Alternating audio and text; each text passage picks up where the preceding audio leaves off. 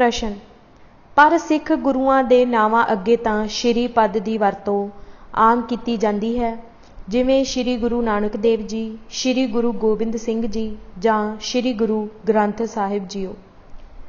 उत्तर सिख खाड़कू संघर्ष दौरान एक बार जनरल नरेंद्र सिंह ने मेरे सामने पंजाबी ट्रिब्यून के तत्काली संपादक हरभजन सिंह हलवारवी कोल यह रोस जताया सी कि उन्हां वल्लों भेजे जांदे प्रैस बयानां अंदर सिख नावां अगे उन्हां वल्लों लाए सरदार जां भाई शब्द नूं कट के श्री कर दिता जांदा है, जो कि सरासर नजायज़ है। जिमें सरदार गुरचेत सिंह नूं श्री गुरतेज सिंह अते भाई गुरजंट सिंह बुद्ध सिंह वाला नूं श्री गुरजंट सिंह कर दिता जांदा सी। हरभजन हलवारवी ने उस वेले जनरल साहिब नूं चुप कराउण लई यही गुरुआं दी उदाहरण दित्ती सी, पर यह दलील उचित नहीं ठहराई जा सकती, क्योंकि यह ठीक है कि गुरु साहिबान दे नावां दे अगे यह अगेतर लाउण दी रीत किवें ना किवें प्रचलित हो गई, जो समा पैण नाल स्थापित हो गई। पर नाल ही एडा ही जोरावर तत्थ यह है कि सिख गुरुआं नूं छड्ड के सिख पुरातन वेले तो ही अपने शहीदां दे मुरीदां लई सत्कार वजों भाई शब्द दा ही इस्तेमाल करते आ रहे हैं, जिवें भाई बाला, भाई मरदाना, भाई गुरदास, भाई विधि चंद, भाई बचित्र सिंह आदि आदि। हुण जेकर कोई धर्म निरपक्षता दा तत्ता उपासक भाई मरदाना नूं श्री मरदाना अते भाई गुरदास नूं श्री गुरदास लिखना शुरू कर देवे तां किन्ना भैड़ा लगेगा।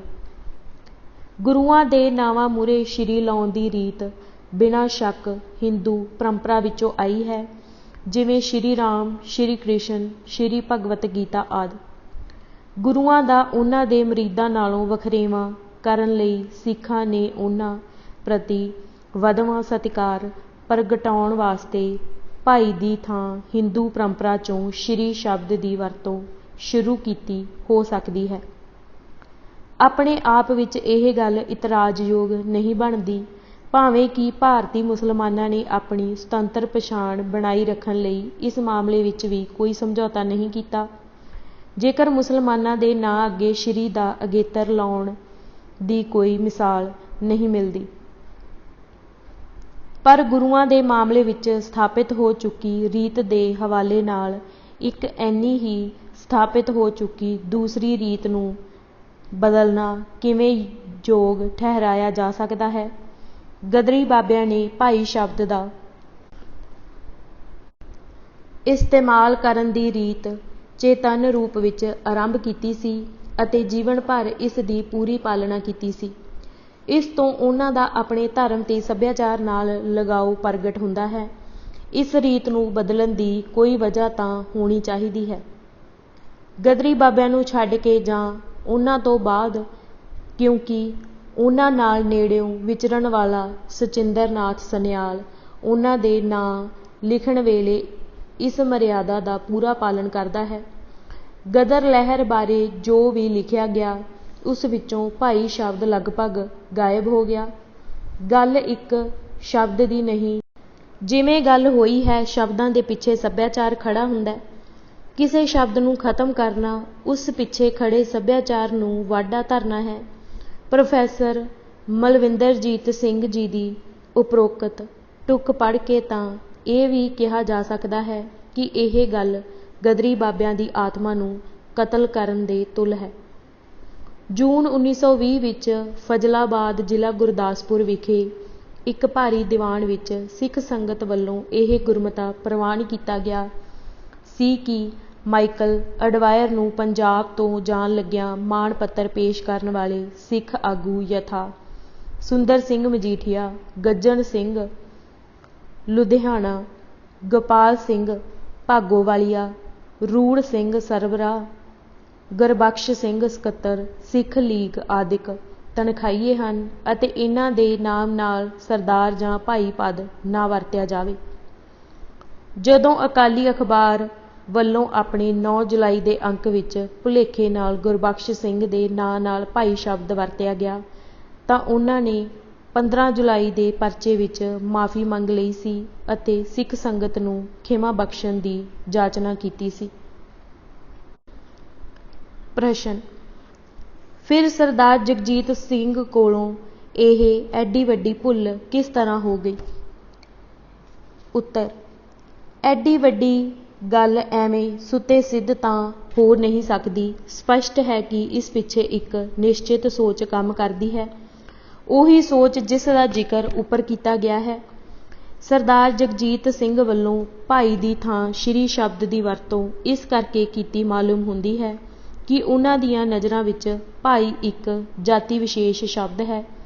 ਇਸ ਦਾ ਸੰਬੰਧ ਸਿੱਖ ਧਰਮ ਤੇ ਸਿੱਖ ਸੱਭਿਆਚਾਰ ਨਾਲ ਹੈ, ਪਰ ਕਿਉਂਕਿ ਧਰਮ ਨਿਰਪੱਖਤਾ ਦਾ ਧਰਮ ਜਾਤੀ ਵਿਸ਼ਲੇਸ਼ਣ ਸ਼ਬਦਾਂ ਦੀ ਵਰਤੋਂ ਨੂੰ ਬੱਜਰ ਕੁਰਹਿਤ ਗਿਣਦਾ ਹੈ, ਇਸ ਕਰਕੇ ਸਰਦਾਰ ਜਗਜੀਤ ਸਿੰਘ ਨੇ ਸ਼੍ਰੀ ਦੇ ਰੂਪ ਵਿੱਚ ਜਾਤੀ ਨਿਰਲੇਪ ਸ਼ਬਦ ਵਰਤਣ ਨੂੰ ਤਰਜੀਹ ਦਿੱਤੀ ਹੋ ਸਕਦੀ ਹੈ। ਉਹਨਾਂ ਨੂੰ ਜਾਪਿਆ ਹੋਵੇਗਾ ਕਿ ਭਾਈ ਸ਼ਬਦ ਕਿਉਂਕਿ ਇੱਕ ਵਿਸ਼ੇਸ਼ ਧਰਮ ਨਾਲ ਜੁੜਿਆ ਹੋਇਆ ਹੈ, ਇਸ ਕਰਕੇ ਇਸ ਦੀ ਵਰਤੋਂ ਨਾਲ ਧਾਰਮਿਕ ਤੰਗ ਨਜ਼ਰੀ ਦਾ ਪ੍ਰਭਾਵ ਪੈ ਸਕਦਾ ਹੈ। ਅਜੋਕੇ ਯੁੱਗ ਅੰਦਰ ਜਦੋਂ ਧਰਮ ਨਿਰਪੱਖਤਾ ਦੀ ਵਿਚਾਰਧਾਰਾ ਇਸ਼ਟ ਦੀ ਪਦਵੀ ਗ੍ਰਹਿਣ ਕਰ ਗਈ ਹੈ ਤਾਂ ਕੋਈ ਵੀ ਸੁਜਾਨ ਵਿਅਕਤੀ ਆਪਣੇ ਸਿਰ ਧਾਰਮਿਕ ਤੰਗ ਨਜ਼ਰੀ ਦਾ ਦੋਸ਼ ਲੈਣ ਦੀ ਗੁਸਤਾਖੀ ਨਹੀਂ ਕਰ ਸਕਦਾ। ਮੇਰੇ ਖਿਆਲ ਵਿੱਚ ਸਰਦਾਰ ਜਗਜੀਤ ਸਿੰਘ ਕੋਲੋਂ ਹੋਈ ਇਸ ਕੁਤਾਹੀ ਨੂੰ ਇਸ ਸੰਦਰਭ ਵਿੱਚ ਵੇਖਿਆ ਜਾਣਾ ਚਾਹੀਦਾ ਹੈ, ਪਰ ਇੱਕ ਗੱਲ ਪੱਕੀ ਹੈ ਕਿ ਸਰਦਾਰ ਜਗਜੀਤ ਸਿੰਘ ਨੇ ਅਜਿਹਾ ਕਿਸੇ ਮੰਦਭਾਵਨਾ ਤਹਿਤ ਨਹੀਂ ਕੀਤਾ। ਉਹਨਾਂ ਕੋਲੋਂ ਇਹ ਕੁਤਾਹੀ ਇੱਕ ਗਲਤ ਵਿਸ਼ਵਾਸ ਅਧੀਨ ਹੋਈ ਹੈ, ਪਰ ਜਿੱਥੋਂ ਤੱਕ ਬਾਕੀ ਦੇ 3 ਵਿਦਵਾਨਾਂ ਦਾ ਮਾਮਲਾ ਹੈ, ਉਹਨਾਂ ਨੇ ਇਹ ਅਨਾਚਾਰ ਸੁਚੇਤ ਰੂਪ ਵਿੱਚ ਮੰਦਭਾਵਨਾ ਨਾਲ ਕੀਤਾ ਹੈ। ਉਹਨਾਂ ਨੂੰ ਸਿੱਖ ਧਰਮ ਦੀ ਚੜ੍ਹਤਲ ਫੁੱਟੀ ਅੱਖ ਨਹੀਂ ਪਾਉਂਦੀ। ਉਹਨਾਂ ਨੂੰ ਇਸ ਤੋਂ ਭੈ ਆਉਂਦਾ ਹੈ ਕਿਉਂਕਿ ਇਸ ਨਾਲ ਉਹਨਾਂ ਦਾ ਭਾਰਤ ਅੰਦਰ ਇੱਕੋ ਇਕਹਿਰੀ ਕੌਮ ਦੀ ਸਿਰਜਣਾ ਕਰਨ ਤੇ ਇਸ ਦੇ ਵਾਸਤੇ ਸਾਰੇ ਦੇਸ਼ ਅੰਦਰ ਇੱਕ ਜਿਣਸੀ ਸੱਭਿਆਚਾਰ ਪੈਦਾ ਕਰਨ ਦਾ ਸੁਨੇਹਾ ਤੇ ਪ੍ਰੋਜੈਕਟ ਢਹਿ ਢੇਰੀ ਹੁੰਦਾ ਹੈ।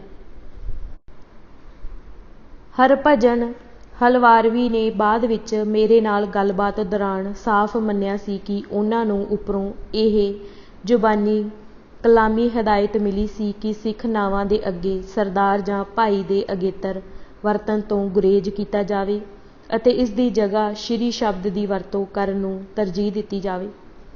ਇਹ ਨਿਸ਼ਚਿਤ ਰੂਪ ਵਿੱਚ ਗਿਣ ਮਿਥ ਕੇ ਸਿੱਖ ਸੱਭਿਆਚਾਰ ਨੂੰ ਢਾਹ ਲਾਉਣ ਦੀ ਤਰਕੀਬ ਹੈ।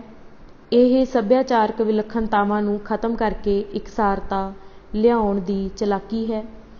ਇਸ ਮਾਮਲੇ ਵਿੱਚ ਉਦਾਰਪੰਥੀ ਤੇ ਖੱਬੇ ਪੱਖੀ ਵਿਦਵਾਨਾਂ ਵਿੱਚ ਪੂਰਨ ਸੰਮਤੀ ਹੈ। ਦੋਨੋਂ ਕਿਸਮ ਦੇ ਇਤਿਹਾਸਕਾਰਾਂ ਨੇ ਗਦਰ ਲਹਿਰ ਅੰਦਰ ਸਿੱਖ ਤੱਤ ਦੀ ਪ੍ਰਧਾਨਤਾ ਹੋਣ ਦੀ ਹਕੀਕਤ ਨੂੰ ਨਾ ਸਿਰਫ ਅਣਗੌਲਾ ਕਰਨ, ਸਗੋਂ ਇਸ ਨੂੰ ਝੁਠਲਾਉਣ ਜਾਂ ਰੋਲਣ ਲਈ ਪੂਰੀ ਵਾਹ ਲਾਈ ਹੈ। ਇਸ ਮੰਤਵ ਵਾਸਤੇ ਉਹਨਾਂ ਨੇ ਅਣਸੁਖਾਵੇਂ ਇਤਿਹਾਸਿਕ ਤੱਥਾਂ ਨੂੰ ਜਾਣ-ਬੁੱਝ ਕੇ ਨਜ਼ਰ-ਅੰਦਾਜ਼ ਕਰਨ ਜਾਂ ਉਹਨਾਂ ਨੂੰ ਤੋੜ ਭੰਨ ਕੇ ਆਪਣੇ ਸਿਧਾਂਤਕ ਨਜ਼ਰੀਏ ਦੇ ਅਨੁਕੂਲ ਕਰਨ ਦੇ ਹੱਥਕੰਡੇ ਆਮ ਵਰਤੇ ਹਨ। ਕਈ ਥਾਵਾਂ ਤੇ ਤਾਂ ਝੂਠ ਬੋਲਣ ਦਾ ਅਨੈਤਿਕ ਕਰਮ ਵੀ ਕੀਤਾ ਹੈ।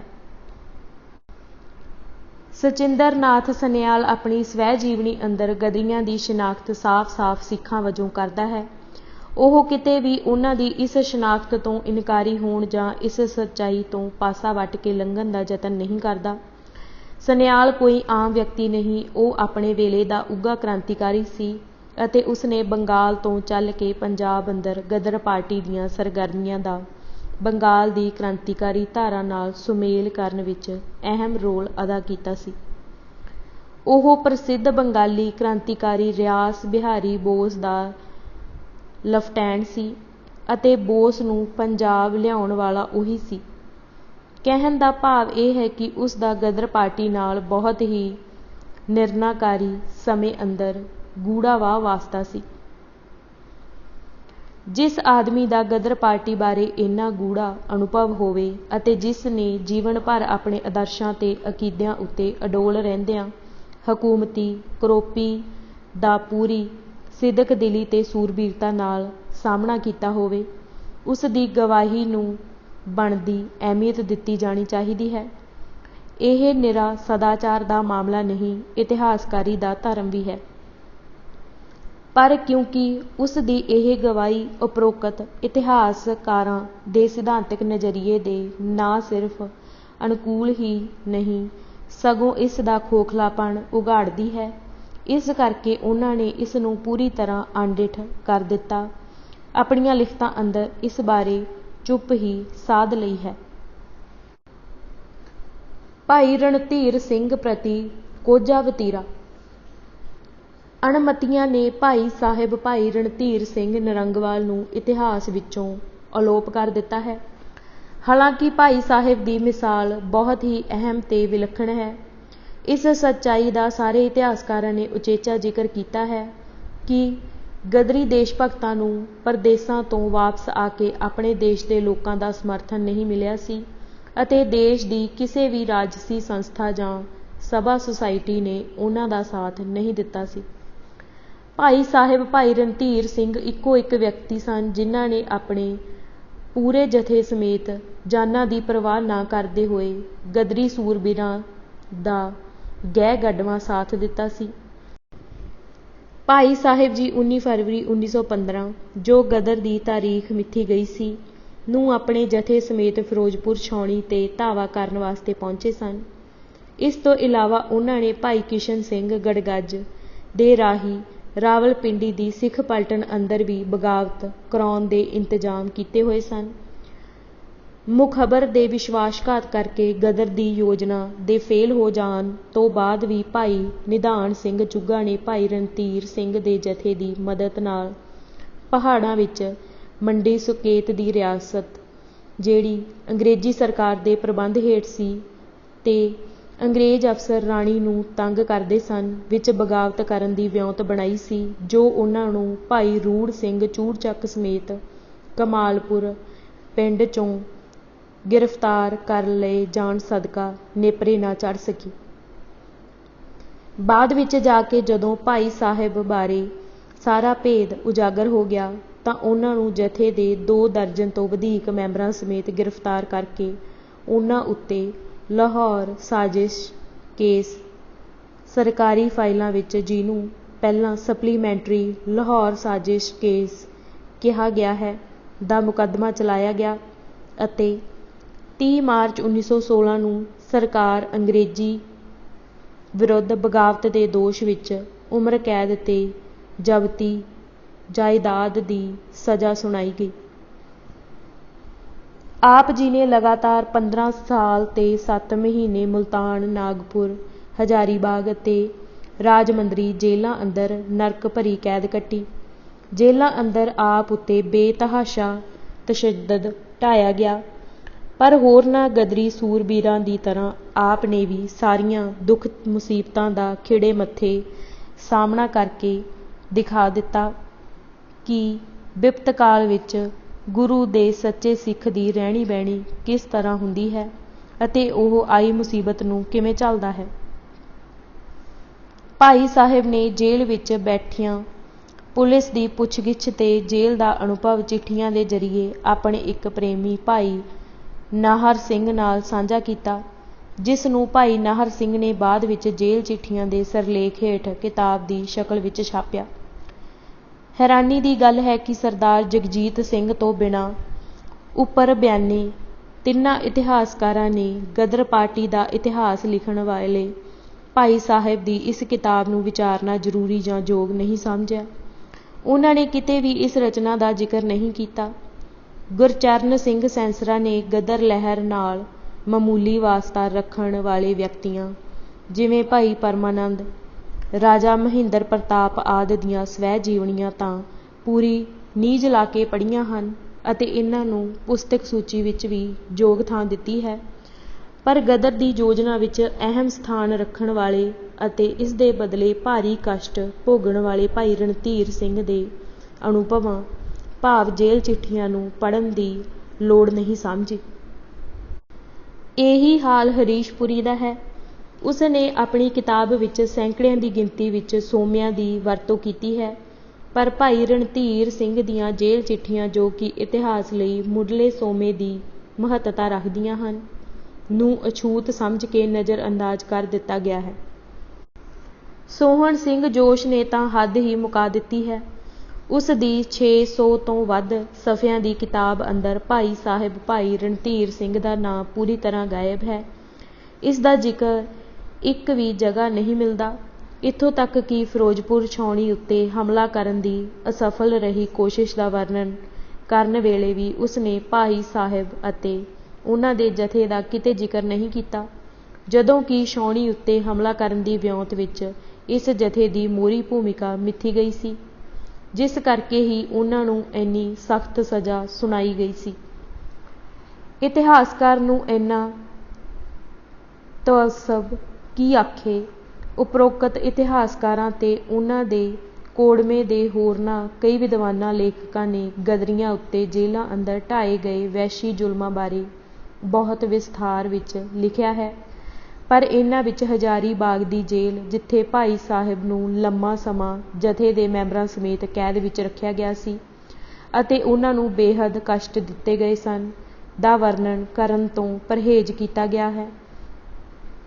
ਇਹਨਾਂ ਇਤਿਹਾਸਕਾਰਾਂ ਦੁਆਰਾ ਲਿਖੇ ਗਏ ਇਤਿਹਾਸ ਤੋਂ ਕੋਈ ਇਹ ਅੰਦਾਜ਼ਾ ਨਹੀਂ ਲਗਾ ਸਕਦਾ ਕਿ ਭਾਈ ਰਣਧੀਰ ਸਿੰਘ ਨੇ ਆਪਣੇ ਜਥੇ ਦੇ ਮੈਂਬਰਾਂ ਸਮੇਤ 15 ਸਾਲ ਤੋਂ ਵੱਧ ਸਮੇਂ ਤੱਕ ਜੇਲ੍ਹਾਂ ਵਿੱਚ ਨਰਕੀ ਜੀਵਨ ਭੋਗਿਆ ਸੀ।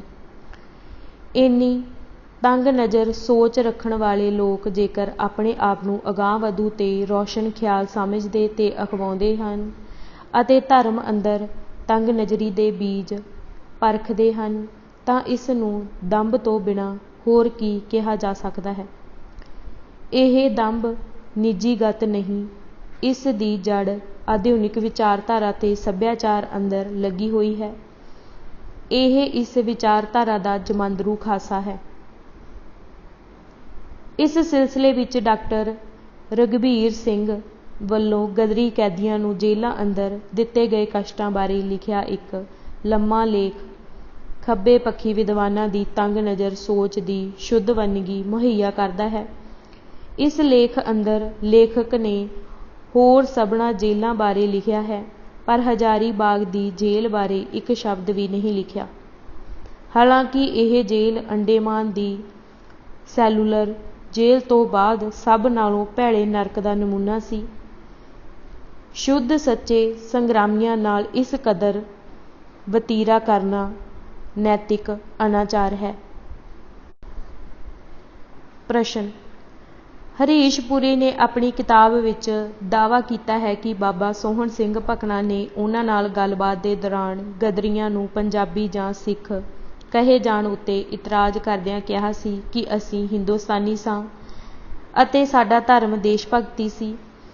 ਇਸ ਭਾਵ ਦੀ ਗੱਲ ਬਾਬਾ ਜੀ ਨੇ ਮੇਰੀ ਰਾਮ ਕਹਾਣੀ ਵਿੱਚ ਵੀ ਕਹੀ ਹੈ ਕਿ ਮੈਨੂੰ ਕਿਸੇ ਖਾਸ ਫਿਰਕੇ ਜਾਂ ਮਹਿਜ਼ਬ ਦਾ ਕੋਈ ਖਾਸ ਲਿਹਾਜ਼ ਨਹੀਂ ਹੈ। ਮੈਂ ਖਾਲਸ ਹਿੰਦੁਸਤਾਨੀ ਤੇ ਹਿੰਦੀ ਕੌਮ ਦਾ ਸੇਵਕ ਹਾਂ ਅਤੇ ਸਾਰੀਆਂ ਮਹਿਜ਼ਬੀ ਧੜੇਬੰਦੀਆਂ ਤੋਂ ਨਿਰਲੇਪ ਹਾਂ। ਬਾਬਾ ਜੀ ਨੇ ਇਹਨਾਂ ਕਥਨਾਂ ਤੋਂ ਤਾਂ ਜ਼ਾਹਰਾ ਤੌਰ ਤੇ ਉਪਰੋਕਤ ਵਿਦਵਾਨਾਂ ਦੇ ਨਜ਼ਰੀਏ ਦੀ ਪੁਸ਼ਟੀ ਹੁੰਦੀ ਹੈ। ਇਸ ਦੀ ਕੀ ਵਿਆਖਿਆ ਹੈ? ਉੱਤਰ: ਇਹ ਬਹੁਤ ਢੁਕਵਾਂ ਸਵਾਲ ਹੈ। ਇਸ ਨਾਲ ਕਈ ਗੁੰਝਲਾਂ ਹੱਲ ਹੋ ਜਾਣਗੀਆਂ। ਇਸ ਨਾਲ ਗਦਰੀ ਬਾਬਿਆਂ ਦੀ ਸੋਚ ਜਾਂ ਵਿਚਾਰਧਾਰਾ ਦੀ ਗੁੱਥੀ ਸੁਲਝਾਉਣ, ਉਹਨਾਂ ਦੇ ਕਥਨਾਂ ਨੂੰ ਡੀਕੋਡ ਕਰਨ ਵਿੱਚ ਮਦਦ ਮਿਲੇਗੀ। ਇੱਥੇ ਦੋ ਗੱਲਾਂ 'ਚ ਨਖੇੜਾ ਕਰਨਾ ਪਊਗਾ, ਇੱਕ ਹਰੀਸ਼ ਪੁਰੀ ਦਾ ਦਾਅਵਾ ਅਤੇ ਦੂਜਾ ਬਾਬਾ ਜੀ ਦੀ ਸਵੈ ਲਿਖਤ। ਪਿਛਲੀ ਗੱਲ ਦੀ ਸੱਚਾਈ ਅਥਵਾ ਪ੍ਰਮਾਣਿਕਤਾ ਬਾਰੇ ਸ਼ੱਕ ਦੀ ਕੋਈ ਗੁੰਜਾਇਸ਼ ਨਹੀਂ ਰਹਿ ਜਾਂਦੀ। ਇੱਕ ਤਾਂ ਇਹ ਗੱਲ ਬਾਬਾ ਜੀ ਨੇ ਸਿੱਧੀ ਆਪ ਲਿਖੀ ਹੈ, ਕਿਸੇ ਦੂਸਰੇ ਰਾਹੀਂ ਸਾਡੇ ਕੋਲ ਨਹੀਂ ਪਹੁੰਚੀ। ਦੂਜਾ, ਉਹਨਾਂ ਨੇ ਇਹ ਗੱਲ ਜਿਸ ਲਿਖਤ ਵਿੱਚ ਲਿਖੀ ਹੈ ਉਸ ਦਾ ਪੂਰਾ ਮਜ਼ਮੂਨ ਸਾਡੇ ਸਾਹਮਣੇ ਹੈ, ਜਿਸ ਕਰਕੇ ਅਸੀਂ ਇਹ ਨਿਰਣਾ ਕਹਿ ਸਕਦੇ ਹਾਂ ਕਿ ਉਹਨਾਂ ਇਹ ਗੱਲ ਕਿਹੜੇ ਪ੍ਰਸੰਗ ਵਿੱਚ ਕਹੀ ਹੈ। ਬਾਬਾ ਜੀ ਨੇ ਆਪਣੇ ਉਪਰੋਕਤ ਕਥਨ ਦਾ ਭਾਵ ਸਪਸ਼ਟ ਕਰਦਿਆਂ ਲਿਖਿਆ ਹੈ ਕਿ ਮੇਰੇ ਇਸ ਕਥਨ ਦਾ ਇਹ ਭਾਵ ਨਹੀਂ ਹੈ ਕਿ ਮੈਨੂੰ ਧਰਮ ਨਾਲ ਕੋਈ ਪਿਆਰ ਨਹੀਂ। ਇਸ ਤੋਂ ਅੱਗੇ ਉਹਨਾਂ ਨੇ ਧਰਮ ਦੀ ਜੋ ਵਿਆਖਿਆ ਕੀਤੀ ਹੈ ਉਹ ਸਿੱਖ ਧਰਮ ਨਾਲ ਪੂਰਨ ਮੇਲ ਖਾਂਦੀ ਹੈ, ਜਿਸ ਤੋਂ ਉਹਨਾਂ ਦੀ ਸਿੱਖ ਧਰਮ ਵਿੱਚ ਆਸਥਾ ਤੇ ਗੂੜ੍ਹੀ ਮੁਹੱਬਤ ਦੀ ਪੁਸ਼ਟੀ ਹੁੰਦੀ ਹੈ।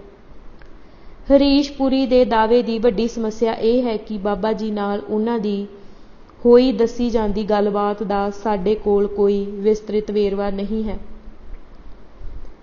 ਇਸ ਗੱਲਬਾਤ ਦਾ ਪੂਰਾ ਮਜ਼ਮੂਨ ਸਾਹਮਣੇ ਹੁੰਦਾ ਤਾਂ ਇਹ ਪਤਾ ਲਗਾਉਣਾ ਆਸਾਨ ਹੋ ਜਾਂਦਾ ਕਿ ਬਾਬਾ ਜੀ ਨੇ ਇਹ ਗੱਲ ਕਿਸ ਪ੍ਰਸੰਗ ਵਿੱਚ ਕਹੀ ਸੀ। ਇਸ ਨਾਲ ਪੁਰੀ ਜੀ ਦੇ ਸਵਾਲਨਾਮੇ ਦਾ ਵਿਸ਼ਲੇਸ਼ਣ ਕਰਨਾ ਵੀ ਸੌਖਾ ਹੋ ਜਾਂਦਾ ਕਿ ਉਹਨਾਂ ਦੇ ਸਵਾਲਾਂ ਦਾ ਰੁਖ ਤੇ ਤਰਜ ਕੀ ਸੀ, ਕਿਉਂਕਿ ਪੁਰੀ ਜੀ ਦੀ ਕਿਤਾਬ ਪੜ੍ਹ ਕੇ ਲੇਖਕ ਦੇ ਝੁਕਾਵਾਂ ਦੀ ਤਸਵੀਰ ਉਜਾਗਰ ਹੋ ਜਾਂਦੀ ਹੈ। ਪਰ ਬਾਬਾ ਸੋਹਣ ਸਿੰਘ ਭਕਨਾ ਗਦਰ ਪਾਰਟੀ ਦੇ ਪ੍ਰਧਾਨ ਹੀ ਨਹੀਂ, ਇੱਕ ਤਰ੍ਹਾਂ ਨਾਲ ਇਸ ਦੀ ਲੀਡਰਸ਼ਿਪ ਦਾ ਧੁਰਾ ਸਨ। ਪਾਰਟੀ ਨੇ ਜੋ ਵੀ ਅਹਿਮ ਫੈਸਲੇ ਲਏ ਉਹ ਉਹਨਾਂ ਵਿੱਚ ਸਿੱਧੇ ਰੂਪ ਵਿੱਚ ਸ਼ਾਮਿਲ ਸਨ। ਉਹਨਾਂ ਕੋਲ ਪਾਰਟੀ ਦੀਆਂ ਅਹਿਮ ਸਰਗਰਮੀਆਂ ਬਾਰੇ ਪ੍ਰਮਾਣਿਕ ਜਾਣਕਾਰੀ ਸੀ। ਪੁਰੀ ਜੀ ਨੇ ਬਾਬਾ ਜੀ ਨਾਲ ਲੰਮੀ ਚੌੜੀ ਗੱਲਬਾਤ ਕਰਨ ਦਾ ਦਾਅਵਾ ਤਾਂ ਕੀਤਾ ਹੈ, ਪਰ ਕਿਤਾਬ ਵਿੱਚੋਂ ਕਿਤੇ ਵੀ ਇਸ ਦੀ ਝਲਕ ਨਹੀਂ ਮਿਲਦੀ। ਬਹੁਤ ਸਾਰੇ ਤੱਥ ਅਜਿਹੇ ਹਨ ਜਿਨ੍ਹਾਂ ਬਾਰੇ ਬਾਬਾ ਜੀ ਕੋਲੋਂ ਤਸਦੀਕ ਕਰਾਉਣੀ ਜ਼ਰੂਰੀ ਸੀ, ਖਾਸ ਕਰਕੇ ਅਜਿਹੇ ਮਾਮਲਿਆਂ ਵਿੱਚ ਜੋ ਲੇਖਕ ਦੀਆਂ ਨਜ਼ਰਾਂ ਵਿੱਚ ਵਿਵਾਦਪੂਰਨ ਹਨ ਅਤੇ ਜਿਵੇਂ ਅਸੀਂ ਅੱਗੇ ਜਾ ਕੇ ਦੇਖਾਂਗੇ, ਜਿਨ੍ਹਾਂ ਨੂੰ ਲੈ ਕੇ ਲੇਖਕ ਨੇ ਗਦਰ ਪਾਰਟੀ ਦੀ ਲੀਡਰਸ਼ਿਪ ਦੀ ਤਿੱਖੀ ਪੜਚੋਲ ਅਸਲ ਵਿੱਚ ਭੰਡੀ ਕੀਤੀ ਹੈ। ਗਦਰ ਲਹਿਰ ਦੇ ਇਤਿਹਾਸ ਦੇ ਮਾਮਲੇ ਵਿੱਚ ਬਾਬਾ ਜੀ ਨਾਲੋਂ ਵੱਧ ਪ੍ਰਮਾਣਿਕ ਸੋਮਾ ਹੋਰ ਕੋਈ ਨਹੀਂ ਸੀ ਹੋ ਸਕਦਾ ਅਤੇ ਇਸ ਨੂੰ ਪੁਰੀ ਜੀ ਦਾ ਸੁਭਾਗ ਹੀ ਕਿਹਾ ਜਾਣਾ ਚਾਹੀਦਾ ਹੈ ਕਿ ਉਹਨਾਂ ਨੂੰ ਅਜਿਹੇ ਪ੍ਰਮਾਣਿਕ ਸੋਮੇ ਤੱਕ ਪਹੁੰਚ ਕਰਨ ਦਾ ਮੌਕਾ ਤੇ ਖੁੱਲ੍ਹਾ ਸਮਾਂ ਨਸੀਬ ਹੋ ਗਿਆ ਸੀ।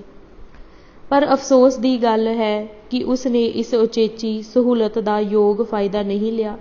ਇੱਕ ਉਦਾਹਰਣ, ਲੇਖਕ ਨੇ ਗਦਰ ਪਾਰਟੀ ਦੀ ਭਾਰਤ ਅੰਦਰ ਬਗਾਵਤ ਕਰਨ ਦੀ ਰਣਨੀਤੀ ਤੇ ਕਾਰਗੁਜ਼ਾਰੀ ਦੀ ਆਪਣੇ ਵੱਲੋਂ ਪੂਰੀ ਜੰਮ ਕੇ ਨੁਕਤਾਚੀਨੀ ਕੀਤੀ ਹੈ। ਇੱਕ ਤਰ੍ਹਾਂ ਨਾਲ ਪਾਰਟੀ ਦੇ ਆਗੂਆਂ ਦਾ ਮਜ਼ਾਕ ਹੀ ਉਡਾਇਆ ਹੈ। ਅਜਿਹਾ ਉਸ ਨੇ ਜੇਕਰ ਤੱਥਾਂ ਦੀ ਭਰਵੀਂ ਤੇ ਮੁਕੰਮਲ ਛਾਣਬੀਣ ਕਰਨ ਤੋਂ ਬਾਅਦ ਪੂਰੀ ਜ਼ਿੰਮੇਵਾਰੀ ਦੀ ਭਾਵਨਾ ਨਾਲ ਕੀਤਾ ਹੁੰਦਾ ਤਾਂ ਇਸ ਤੇ ਇਤਰਾਜ਼ ਕਰਨ ਦੀ ਕੋਈ ਉਚਿਤ ਵਜ੍ਹਾ ਨਹੀਂ ਹੋਣੀ ਸੀ। ਪਰ ਤੁਸੀਂ ਪੁਰੀ ਜੀ ਦੀ ਕਿਤਾਬ ਦਾ ਇਹ ਚੈਪਟਰ ਪੜ੍ਹ ਕੇ ਦੇਖੋ। ਬਹੁਤ ਥਾਵਾਂ ਤੇ ਉਸ ਨੇ ਗਦਰ ਪਾਰਟੀ ਦੀ ਰਣਨੀਤੀ ਤੇ ਕਾਰਗੁਜ਼ਾਰੀ ਬਾਰੇ ਆਪਣੀਆਂ ਹੀ ਅੰਤਰਮੁਖੀ ਧਾਰਨਾਵਾਂ ਨੂੰ ਆਧਾਰ ਬਣਾ ਕੇ ਬਹੁਤ ਹੀ ਤਿੱਖੀ ਤੇ ਨਿਹੱਕੀ ਪੜਚੋਲ ਕੀਤੀ ਹੈ। ਅਜਿਹਾ ਕਰਨ ਤੋਂ ਪਹਿਲਾਂ ਉਸ ਨੇ ਬਾਬਾ ਜੀ ਕੋਲੋਂ ਤੱਥ ਦੀ ਤਸਦੀਕ ਕਰਨੀ ਜਾਂ ਤਾਂ ਜ਼ਰੂਰੀ ਨਹੀਂ ਸਮਝੀ ਜਾਂ ਬਾਬਾ ਜੀ ਉੱਤੇ ਯਕੀਨ ਕਰਨ ਨਾਲੋਂ ਆਪਣੀਆਂ ਅੰਤਰਮੁਖੀ ਧਾਰਨਾਵਾਂ ਨੂੰ ਪਹਿਲ ਵਿਸ਼ੇਸ਼ਤਾ ਦਿੱਤੀ ਹੈ।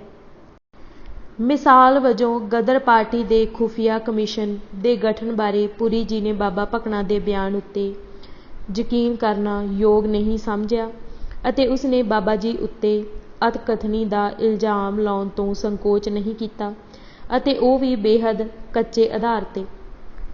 ਇਹ ਗੱਲ ਨੋਟ ਕਰਨ ਵਾਲੀ ਹੈ ਕਿ ਲੇਖਕ ਨੇ ਇਸ ਚੈਪਟਰ ਵਿੱਚ 100 ਤੋਂ ਉੱਪਰ ਹਵਾਲੇ ਦਿੱਤੇ ਹਨ, ਪਰ ਬਾਬਾ ਜੀ ਨਾਲ ਹੋਈ ਗੱਲਬਾਤ ਦਾ ਜ਼ਿਕਰ ਕੇਵਲ 2 ਥਾਵਾਂ ਤੇ ਆਇਆ ਹੈ।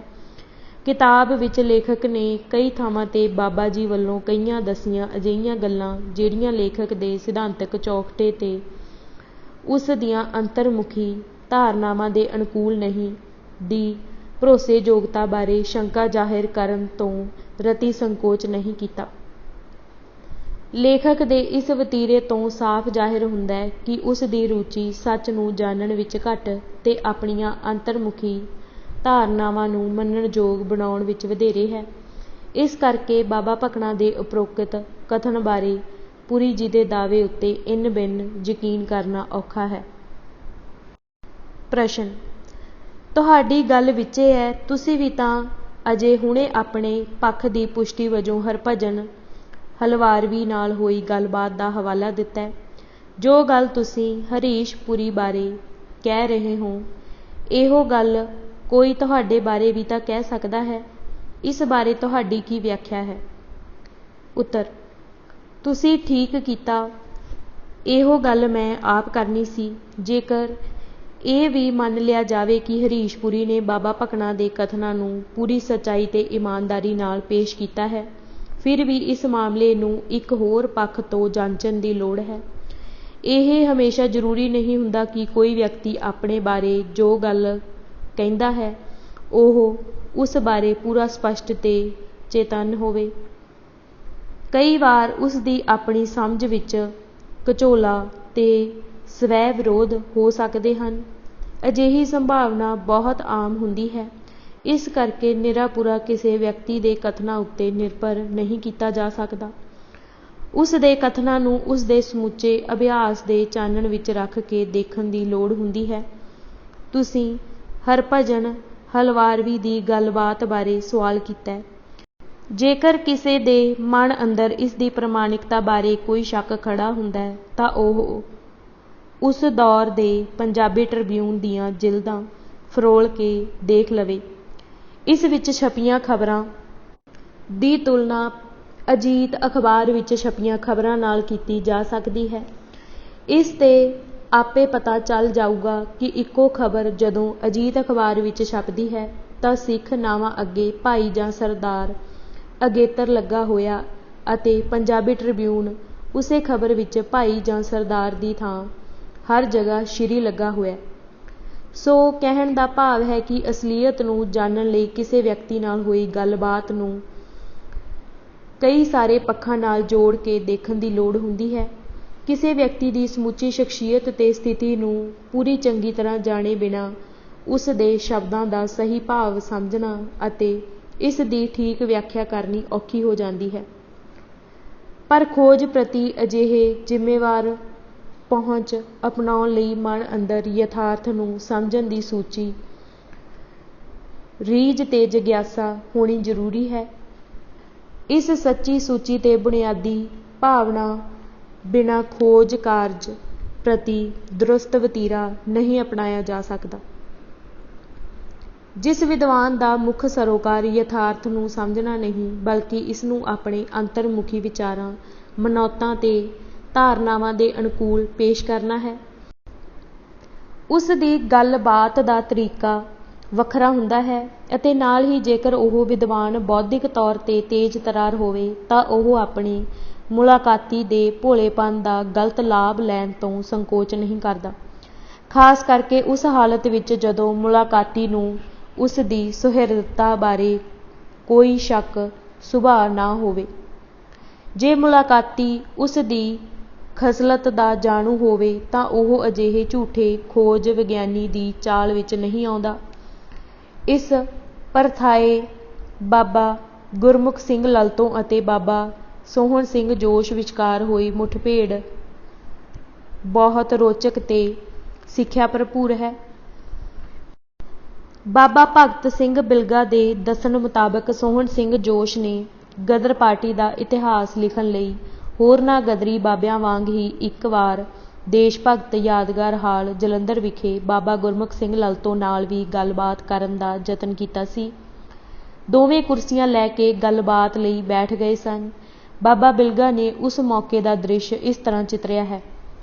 ਬਾਬਾ ਗੁਰਮੁਖ ਸਿੰਘ ਜੀ ਦੇ ਬਿਆਨ ਲੈਣ ਸੋਹਣ ਸਿੰਘ ਜੋਸ਼ ਆਏ। ਆਪ CPI ਦੇ ਮਹਾਨ ਲੀਡਰ ਸਨ। ਬਾਬਾ ਹਜ਼ਾਰਾ ਸਿੰਘ ਹਮਦਮ ਜੋ ਉਸ ਵੇਲੇ ਬਾਬਾ ਗੁਰਮੁਖ ਸਿੰਘ ਜੀ ਦੇ ਜ਼ਿਆਦਾ ਨਜ਼ਦੀਕ ਸਨ, ਉਹ ਵੀ CPI ਦੇ ਕੱਟੜ ਹਮਾਇਤੀ ਸਨ। ਦੇਸ਼ ਭਗਤ ਯਾਦਗਾਰ ਹਾਲ ਦੇ ਵਿਹੜੇ ਵਿੱਚ ਕੁਰਸੀਆਂ ਡਾਹੀਆਂ ਗਈਆਂ ਅਤੇ ਜੋਸ਼ ਜੀ ਨੇ ਬਾਬਾ ਜੀ ਨੂੰ ਸਵਾਲ ਕਰਨੇ ਸ਼ੁਰੂ ਕਰ ਦਿੱਤੇ। ਬਾਬਾ ਜੀ ਨੂੰ ਅਨੁਭਵ ਹੋ ਗਿਆ ਕਿ ਜੋਸ਼ CPI ਦੀਆਂ ਗੱਲਾਂ ਉਹਨਾਂ ਦੇ ਮੂੰਹ ਵਿੱਚ ਪਾ ਰਹੇ ਹਨ। ਇਹ ਬਿਆਨ ਨਹੀਂ ਸਗੋਂ CPI ਦੇ ਹੱਕ ਵਿੱਚ ਬਾਬਾ ਗੁਰਮੁਖ ਸਿੰਘ ਵੱਲੋਂ ਇੱਕ ਸਟੇਟਮੈਂਟ ਲੈਣ ਦੀ ਕੋਸ਼ਿਸ਼ ਹੈ ਜਿਸ ਨਾਲ CPI ਨੂੰ ਪ੍ਰੋੜਤਾ ਮਿਲੇ। ਬਾਬਾ ਗੁਰਮੁਖ ਸਿੰਘ ਜੀ ਇਹ ਕਹਿੰਦੇ ਹੋਏ ਉੱਠ ਕੇ ਤੁਰ ਪਏ, ਜਾ ਓਏ ਜਾ, ਮੇਰੇ ਮੂੰਹ ਵਿੱਚ ਗੱਲਾਂ ਪਾ ਕੇ ਮੈਥੋਂ ਕੁਝ ਕਹਾਉਣਾ ਚਾਹੁੰਦਾ ਹੈ। ਮੈਂ ਇਸ ਜਾਲ ਵਿੱਚ ਨਹੀਂ ਫਸ ਸਕਦਾ। ਬਾਬਾ ਗੁਰਮੁਖ ਸਿੰਘ ਜੀ ਸੋਹਣ ਸਿੰਘ ਜੋਸ਼ ਦੇ ਪੂਰੇ ਭੇਤੀ ਸਨ। ਠੇਠ ਮੁਹਾਵਰੇ ਵਿੱਚ ਗੱਲ ਕਰਨੀ ਹੋਵੇ ਤਾਂ ਉਹ ਉਸ ਦੀ ਰਗ ਰਗ ਦੇ ਵਾਕਿਫ ਸਨ। ਇਸ ਕਰਕੇ ਉਹਨਾਂ ਨੇ ਉਸ ਦੇ ਜਾਲ ਵਿੱਚ ਫਸਣ ਤੋਂ ਦ੍ਰਿੜਤਾ ਨਾਲ ਇਨਕਾਰ ਕਰ ਦਿੱਤਾ ਸੀ। ਇਸ ਦ੍ਰਿਸ਼ਟਾਂਤ ਤੋਂ ਇਹੀ ਸਹੀ ਹੁੰਦਾ ਹੈ ਕਿ ਜਿਹੜੇ ਵਿਦਵਾਨ ਅੰਦਰ ਸੱਚ ਨੂੰ ਜਾਣਨ ਦੀ ਨਿਰਮਲ ਰੁਚੀ ਤੇ ਨਿਰਛਲ ਭਾਵਨਾ ਨਹੀਂ, ਉਹ ਆਪਣੇ ਮੁਲਾਕਾਤੀ ਦੇ ਮੂੰਹੋਂ ਚਲਾਕੀ ਨਾਲ ਆਪਣੇ ਮਤਲਬ ਤੇ ਪਸੰਦ ਦੀ ਗੱਲ ਕਢਾਉਣ ਦਾ ਯਤਨ ਕਰਦਾ ਹੈ। ਇਹ ਵਤੀਰਾ ਆਮ ਵਾਪਰਦਾ ਹੈ। ਆਮ ਸਿੱਧੇ ਸਾਦੇ ਲੋਕਾਂ ਦੇ ਮੁਕਾਬਲੇ ਇਹ ਸਦਾਚਾਰ ਐਬ ਪੜ੍ਹੇ ਲਿਖੇ ਲੋਕਾਂ ਅੰਦਰ ਬਹੁਤਾ ਹੁੰਦਾ ਹੈ।